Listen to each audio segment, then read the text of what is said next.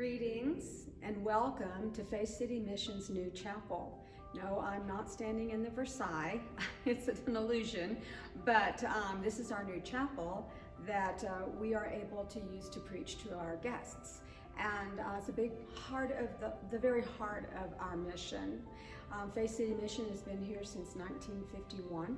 And we are so honored and proud to carry on this tradition of caring for little ones in our community that cannot care for themselves. As you know, Faith City Mission sees to the homeless, the guests off the street, those that have hit rock bottom. There's actually 6 very specific groups, people groups, that Faith City Mission has been commissioned by the Lord to take care of.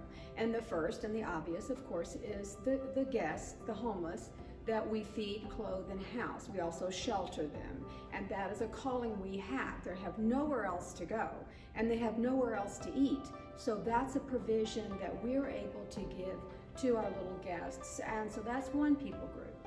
And another people group would be those mommies who are homeless with their children, which is a whole nother ball of wax completely, because these mommies have lost their home or kicked out, or the boyfriend beat them up, or who knows what happened, and they have nowhere to go. And so they come here with their children. And of course, when they get here, they're in total crisis. Everyone is, that's why they're here. And then we begin to feed them, change the baby's diaper, get them to a safe place, and make them feel A, safe, and then B, we have to really work to bring these mommies and children out of their trauma and back into normal life, into a life that's normal for them, where everything is smooth, so that they have to be healed from their traumas before anything else can happen. That's an 8-month program here, because it takes that long to heal their traumas, get them in therapy, and continue to get them in classes to learn how to be good moms, how to get a job, how to keep a job, how to dress for a job. And so these are some of the skill sets that we teach them. In addition to that, there's the group of people that are addicted. So addicted men come. Where else are they going to go to get clean and sober? They don't have 27 thou in the bank to pay for a rehab. They come here, it's free of charge. They live with us. We take care of everything while they're getting clean and sober. Now, addiction is another animal completely. So it has to do with psychological addiction. It has to do with physical addiction, the brain's addiction. It's a big monster that has to be dealt with. And that's a 12-month program, that it just takes that long to help these guys go to class and get therapy. Why did you pick up the drink in the first place? And heal their little hearts. Usually this all started when they were children, neglected, brutalized, and completely destroyed emotionally and psychologically. All that has to be healed. And the same is true for addicted women.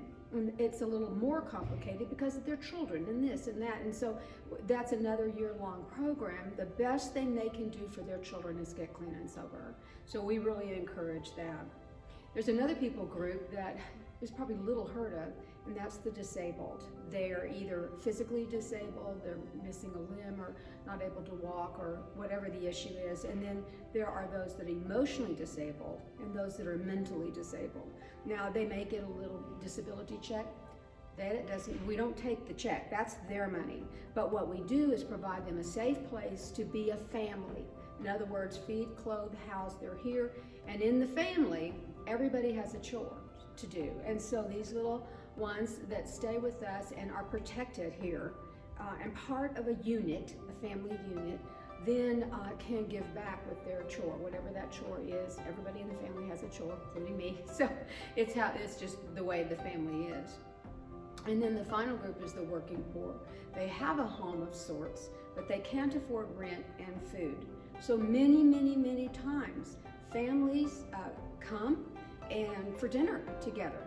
Maybe they'll come and have dinner together after dad gets home from work, or whatever the situation is. We also provide for the working poor, anyone in the neighborhood, anyone who wants to come and get clothing, or a bed, or dishes, or a television set. Whatever is given to us, we give away. We don't sell it in a thrift store, because why?